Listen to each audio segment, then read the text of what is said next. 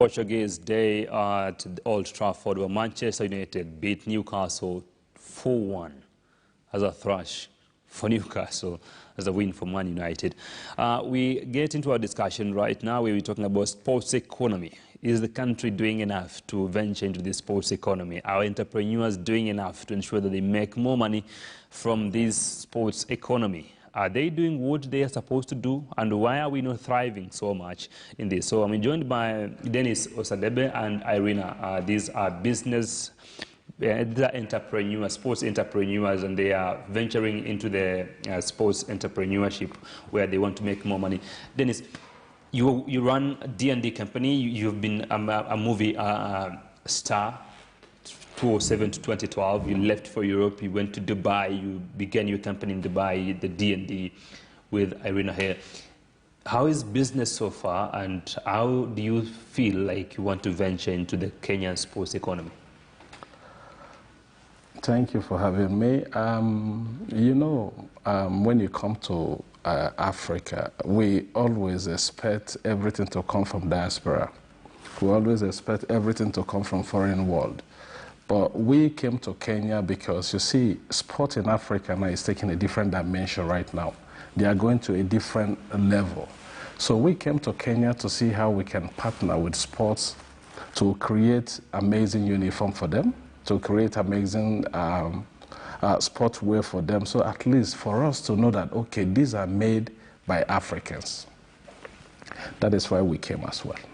Irina, so far you've been in Kenya since January 2020, and then you came, the pandemic happened, and now you're slowly getting back into the track.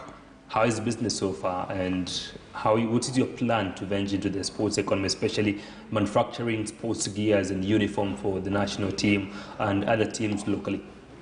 Yeah, COVID was very difficult for all companies, but we took this time to check how we can restructure our company, how we can find more different type of fabrics. Even if we're talking about sportwear, we found so many different fabrics that made from different fibers that really breathable for all kind of sportsmen. So we really took this time to make our company more quality of anything what we are doing. So I think that was a good time. Dennis, do you think that there's space for entrepreneurs to venture in the sports economy, specifically talking about the sports where you can produce for teams, you can produce for national teams? Do you think we're what? Because I see international kids flown into Kenya, and you can produce these things. Yes, you see, like I used to say that it's time for Africa. It's time for us to start embracing exactly who we are as an African. It's time for us to start valuing whatever that we're doing as Africa. Because it takes us a lot of time to go out there to experience exactly what the Westerners are doing in sport, in apparel, in different sectors. So we brought these ideas back to Africa to see how and which way better, because you see, I understand more African than European. So European, they make their sport dress according to their weathers. Yeah, so in Africa also, we need to create something that is going to suit our own people so that anytime they are out there, they shine. For us, we're very good and we're good to go. We can produce for your national team, we can produce for your school, we can produce for different entity when it comes to sport. Irina, your Ukraine team didn't win the Euros. Yes. Thank you for reminding. Next time, maybe. So there are not so many women into this sports entrepreneurship. Yes. And you're one of them who just coming in to just try to venture into this opportunity. What do you make of it as a woman, and do you see it making sense to the African community? Yeah, I feel so. But you see, I'm not this kind of woman for feminism or, for this kind of... I really think that it's this world rules by men, and woman is there just to support. So in everything, even what we're doing in our company, Dennis is more responsible for all designs, for our creativity part, so he's a really big brain behind all of it. And I'm just kind of back in there by numbers, by some technical things, like that. There is somebody who will say producing such good fabric right in Kenya will cost a lot of money because we don't have the materials, we don't have a lot of things, a lot of stuff to just come up. Is it expensive to do the production of such sports gears? Yeah, when you compare to other Western world or mass production, yes, it is. But at the same time, we need to fine-tune in a way where we don't look at the profit at the beginning. What we're looking now is to see how we can be able to reach everyone here in Kenya, so that even when you're doing something or you want to do something, you know, okay, this is the place that you can be able to find exactly the thing that you're looking for.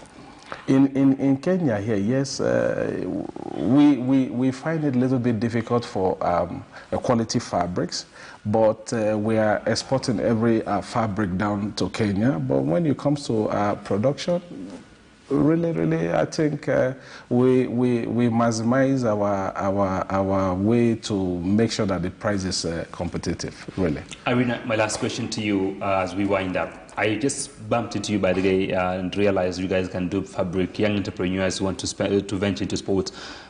If you look at everything, the way it is structured in this country, do you think we have opportunity for more young people like you to get into this broader business?